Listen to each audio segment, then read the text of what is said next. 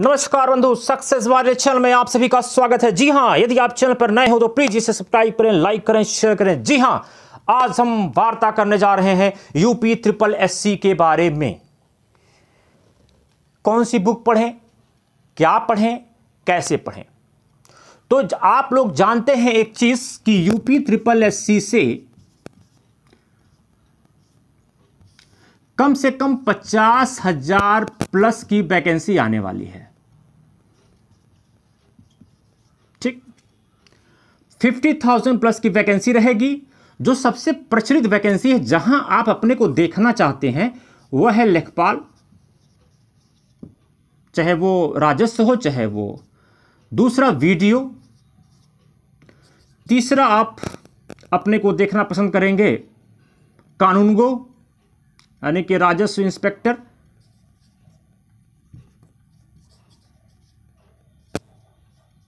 कानूनगो, और चौथी जगह आप अपने को देखना चाहेंगे लोअर पीसीएस।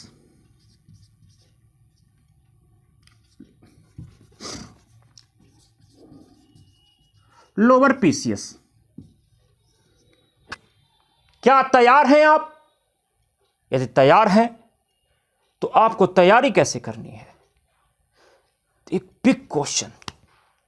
मित्रों, अगर मैं आपसे कहूं कि आपको इसमें एंट्री करने के लिए किन बुक्स को पढ़ना होगा, कौन सी डिग्री महत्वपूर्ण होगी, आइए इस पर चर्चा करते हैं। पहले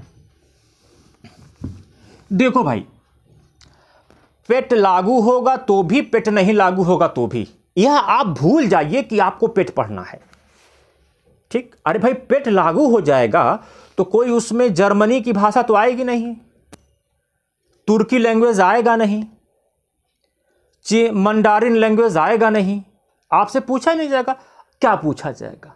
आपसे हिंदी पूछी जाएगी, आप जो जीके पढ़ते हैं वो पूछा जाएगा, मैथ और रीजनिंग पूछी जाएगी, कुछ एसेंशियल डिग्री की बात हो जाएगी। तो आप सोच रहे हैं कि पेट आएगा, पेट आएगा तब हम पढ़ेंगे। अरे भैया, पेट आए चाहे ना आए, क्या मतलब है?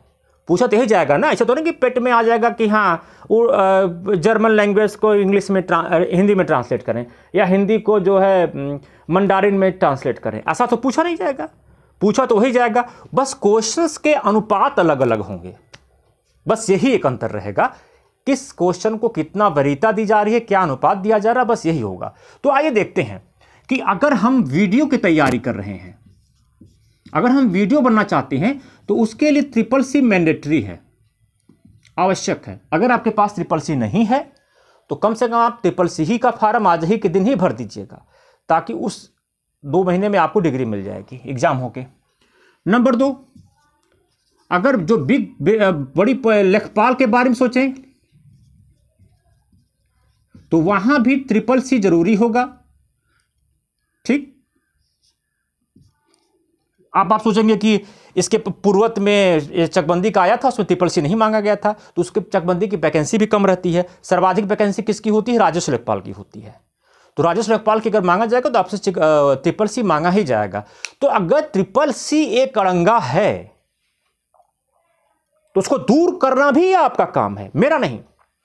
मैं तो बता सकता हूं कि ट्रिपल सी का फार्म हर महीने, हर दिन, हर घंटे, हर सेकंड भरा जाता है, और वो 1 महीना गैप करके एग्जाम लेती है, फिर 1 महीना गैप करके आपको डिग्री दे देती है, डिग्री इन द सेंस की रिजल्ट दे देती है। तो ट्रिपल सी आप करिए, फार्म आपको भरना है, आज ही भर दीजिए। अगर आप ट्रिपल सी हैं तो बेस्ट, नहीं है तो महा बेस्ट, यानी फार्म भरिए, पास होइए। खैर, ट्रिपल सी अगर आप अदर हैं तो उस इसेंशियल डिग्री अकॉर्डिंग टू आपके मतलब कि वैकेंसी पे डिपेंड होगा। लेकिन अब समस्या आती है कि हम लोग हिंदी में क्या पढ़ें। तो मैं अगर हिंदी में बेस्ट बुक की बात करूं तो आप एक ल्यूसेंट की हिंदी आती है, ल्यूसेंट हिंदी आप ले लीजिए। उसमें ईएड बीएड सारे क्वेश्चंस दिए रहते हैं। और दूसरा चीज, आप यूपी ट्रिपल एससी का हिंदी एक आता है, जो पूर्व में पूछे गए प्रश्न है उनको कलेक्टिव मोड में घटना चक्र की आती है, वो बेस्ट है। फिर आपके जहन में आएगा कि कोई प्रैक्टिस सेट बता दें, तो मैं जो प्रैक्टिस सेट आपको बताने जा रहा हूं मित्रों, वो यूनिक है।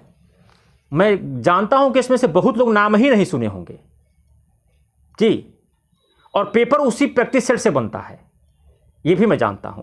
चूंकि RS अग्रवाल एक बड़े विद्वान हैं, उनकी सारी पुस्तकों पर जो है रिसर्च करती है आयोग। तो RS अग्रवाल का S चंद पब्लिकेशंस है। आप सोचेंगे RS अग्रवाल तो मैथ का है। अरे नहीं भैया, मैथ के साथ साथ हिंदी भी उनकी आती है। नहीं जानते थे क्या आप? जान लीजिए। तो RS अग्रवाल का हिंदी ऑब्जेक्टिव आता है, आप उसको देख लीजिए। और आप सोचेंगे मैथ के लिए क्या करें, तो मैथ के लिए बेस्ट बुक है SD यादव की। जी हां, SD यादव की बेस्ट बुक है मैथ की। आप उसको, उसका बड़ी मोटी किताब है, देखें, आप देखेंगे तो डर जाएंगे, बड़ी मोटी किताब है।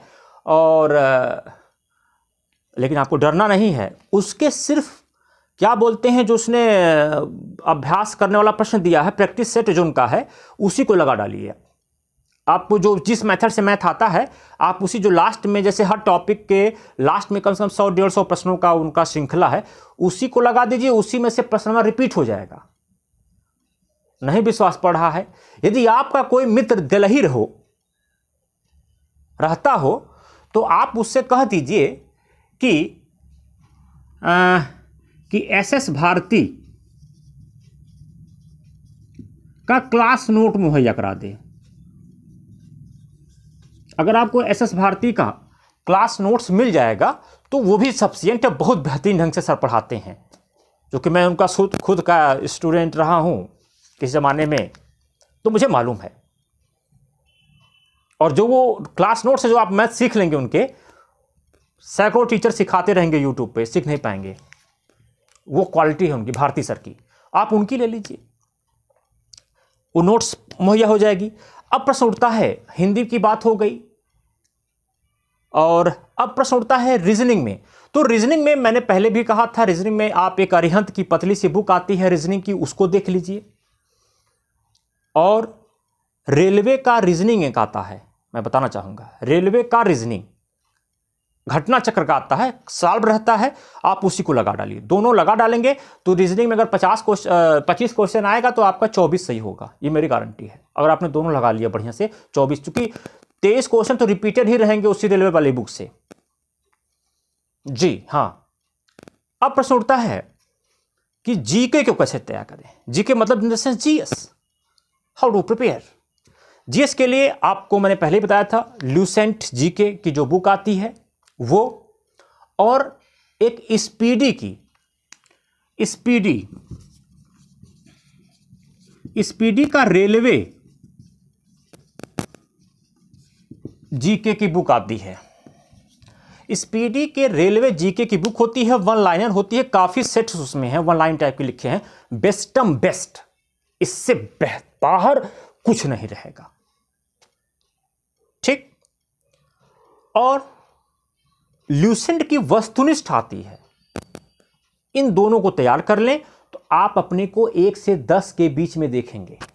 जी हां, कहां देखेंगे? 1 से 10 के बीच में देखेंगे। तो आई होप कि UPSSC खासकर जो लेखपाल, वीडियो या वनडे एग्जाम की तैयारी कर रहे हैं, उनकी समस्या का समाधान हो गया। अब करंट एक विषय है, महत्वपूर्ण विषय, करंट के लिए क्या किया जाए। तो करंट के लिए या वो आप जो है क्रॉनिकल की 30 रुपए वाली पतली आती है, उसको पढ़िए। हर मंथ 30 रुपए का बात है, पढ़िए, उसी में से सब आ जाएगा।